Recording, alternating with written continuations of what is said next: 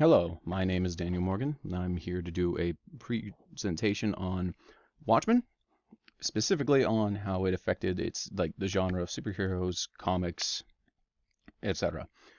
Now, with also a focus on how through its details it kind of invites people and has invited people over time to both like adapt it or just try to like get more out of it kind of thing, and how different like views can kind of change how you see different things in it and the details that it has.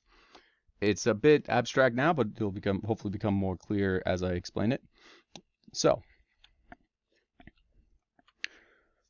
section one, the cultural impact of Watchmen. When Watchmen first came out, it was a basically you can't really overstate how much of a big deal it was. It has been credited with changing the entire industry of comics and like superheroes as a whole, like almost on its own. Some like it's also been credited as like alongside the Dark Knight, like the Batman comic that also came out at the same time. But either way, it kind of caused most comics in DC and well, especially DC, but mostly comics in general to have to. They kind of sought to emulate it and mimic it to a degree because of how popular it was, and it changed like how comics were viewed at the time. It was so influential that like it even had like acclamation from like even places that are not like related to the comic medium, which is quite rare considering how comics are usually viewed. So, for instance, New York Times, as stated here, it put it on its like top 100 best novels. So that's like alongside with things like To Kill a Mockingbird, like the classics and all that. And I think it's one of the only like graphic novels that is actually included in that list. So it was one of those rare ones that could just like not only affect that, but just be universally seen as a good book or good like story, not as just a good for a comic book kind of deal. So this kind of was might seem a bit strange that it kind of like was able to do so well, for instance. But the reason why it was able to take off and became so monstrously successful so quickly was because up until that point, comics were kind of seen as you couldn't really do much more. You had to be kind of like I wouldn't say it's optimistic in a way. So they were seen as like childish. They were seen as basically the medium itself was seen as lesser. Like there was when Watchmen came out and it depicted all this like stuff about like just the brutality. To be honest, like it's just dark material. It had more like serious tones. It had like a more serious like degree of atmosphere. Like the Cold War, for instance, it puts a lot of detail on the anxiety people were feeling, for instance, which was it's a bit more abstract of a thing and high concept kind of stuff that people usually wrote off, and they said that it wasn't supposed to be in books and such. And that's why it was able to come in and just be so noticeable so quickly and just take off for as like it's basically just juxtaposition or like how if you put like it was just so contrary to what you would expect that it blew up really quick. It's kind of like how, for instance, what comes strikes out more? Like what stands out? It's black and white, or is it just white on white, kind of thing. So in doing so, it kind of just took off because it was so much more like noticeable. Section two. So consequently, because of how like common, like just how renowned it was, people have been trying to adapt it repeatedly for years. Like there's just been countless like attempts at it. So there's two. So multiple sources can detail how like it's been that kind of had a few movie adaptations. None of them really go well. For instance, Blair Davis would like explain that it had included like there's been movies and everyone knows about the movies I guess, but comics, animated comics, like below pictured on the right we have the animated motion comic which you can still buy apparently, and to the left they even had video games made for it. So there's like yeah, Watchmen, the end is nigh, and these kind of like these adaptations were all meant to just like try and capture what it was. Now, consequently, it hasn't always been that well. It has like pretty much every adaptation's been kind of panned. So it's kind of like so a couple of the articles have been trying to explain why that might be the case. Now, Mark J.P. Wolf wrote an article that details how it was like in world building Watchmen.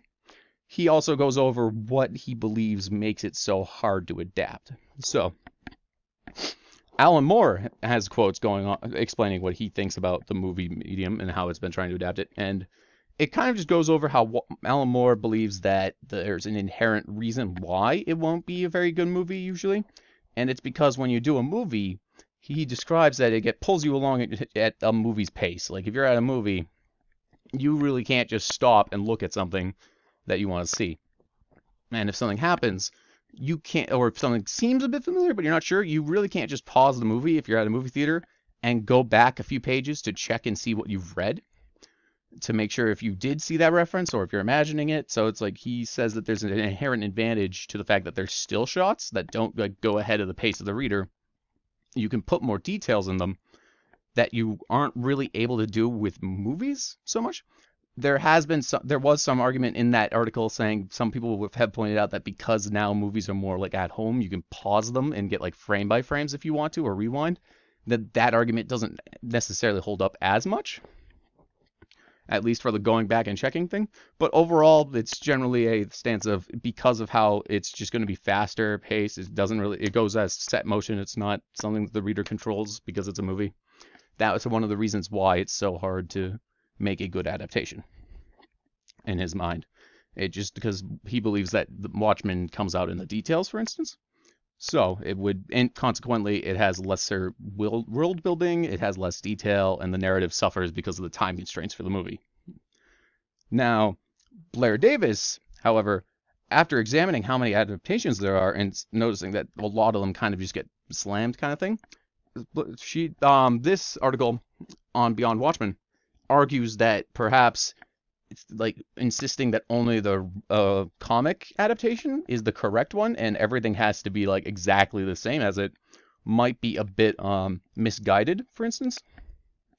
Arguing that if you want to truly understand or like Watchmen to be as Watchmen, if it should be judged, for instance, with its adaptations in mind, for instance.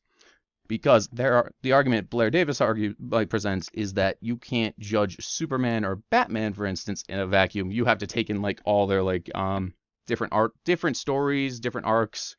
Like there's no real like, for instance, Golden Age Superman. You have different versions of everything now, and Watchmen has reached a point, they argue, that because of how much it's inspired and how much has changed because of it, that it is disingenuous to a degree, or not really disingenuous, but it might be time for people to start seeing it as if you only like see the book, you probably can't say that you're Watchmen because you wouldn't have known much material other than just one of it, because you can't read one Superman story, for instance, and claim you know about this, like all about Superman, for instance. It just wouldn't make sense. There's too much material. So this in the picture in the middle is the Zack Snyder movie adaptation cover, and this one when it came out was panned very harshly, for instance. However, over time it's supposedly the critique of it has lessened to a degree.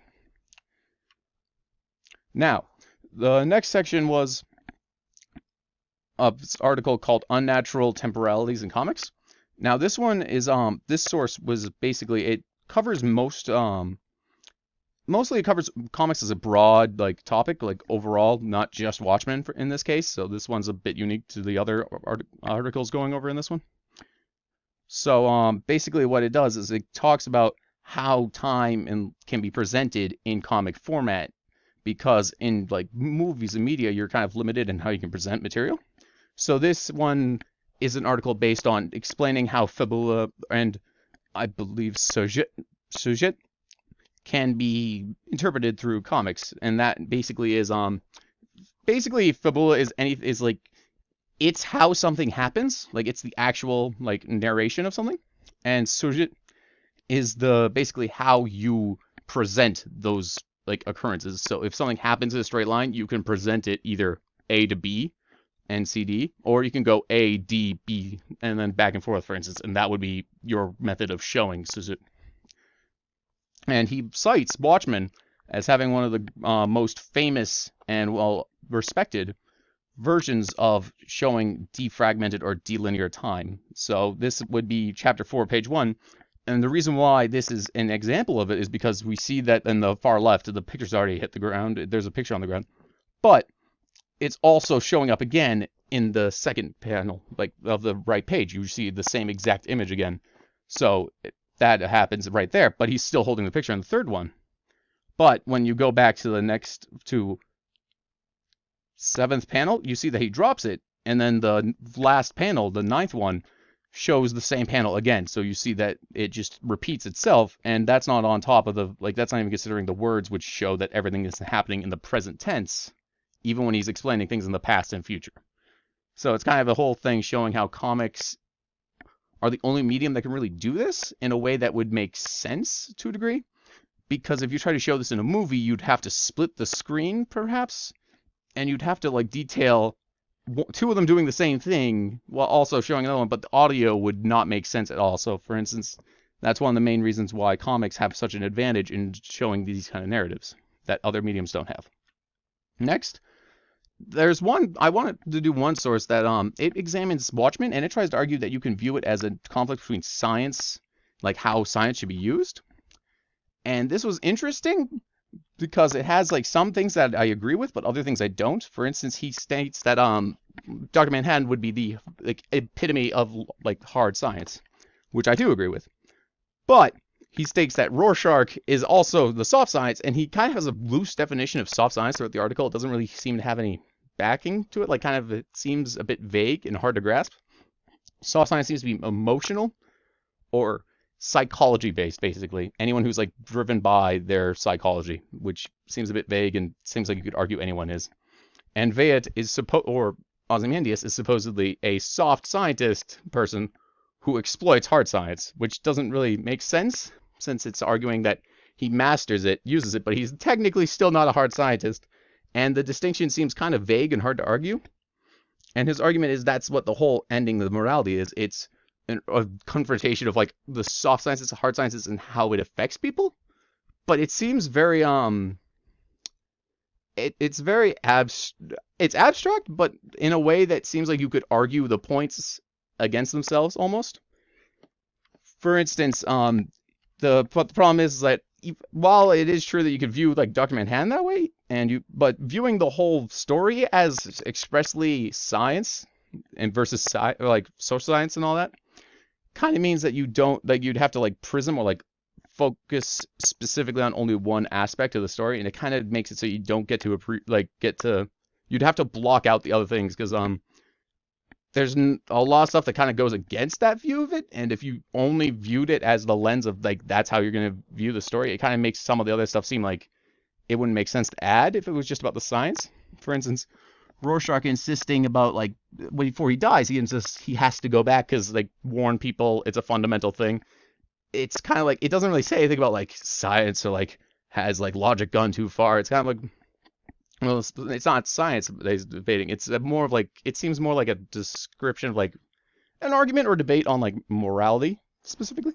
Kind of like ethics for, like, utilitarianism, I think, like, out of control version of it, where, like, you see his stances, and he says that before he dies, he says, "What's one more body among the foundations?" And it kind of gives you this point of, like, if you go with basically the good of the many versus the, like, good of the one, basically, kind of thing, eventually you have to ask, like, at what point does it stop? And, like, if you keep going, would you ever hit a point that you would end up causing more harm than if you just stop? You know what I mean? So it has these kind of, like, questions that you can consider. And if you view it through this lens, it kind of just doesn't make sense in terms of, like, some of the stuff they've added, for instance. For, like, because it seems like it's a stretch to call soft science the one where it's not concerned with numbers or, like, just being like, too materialistic, but also have Veidt proclaimed as that. But it's just a very strange argument. But it was still an interesting way to see how, like, he argues that Manhattan can't see things as what they are, so he's, like, less human because of it, and it's just kind of interesting how to stance of it, I guess. And yeah, so that would be my stance on my sources for Watchmen. Overall, it was just interesting to see how it's been adapted over the years and how it's been changed, like, how it changed culture overall for its medium. And yeah, have a good day. Thank you. Bye.